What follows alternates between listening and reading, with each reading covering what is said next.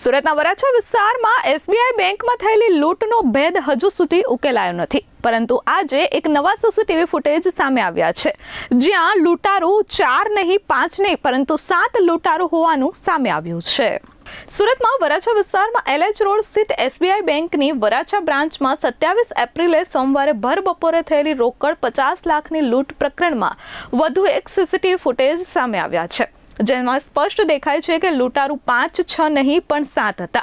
Case વાનની રાહ જોતા હતા આ લૂંટારૂઓએ કેસ વાનમાંથી 38 લાખ રૂપિયા ભરેલી પેટી બેંકમાં પહોંચતા 2 કર્મીને બંદૂકની અણીએ બંધક બનાવી લૂંટી લીધા હતા।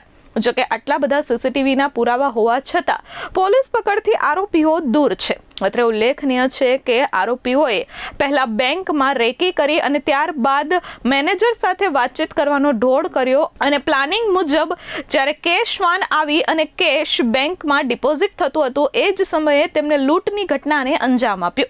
એક બાજુ 4 થી 5 લૂંટારોએ બેંકમાંથી લૂંટ ચલાવી અને બીજી બાજુ કેશ વાનમાંથી પણ લૂંટારુઓએ લૂંટની ઘટનાને અંજામ આપ્યો હતો।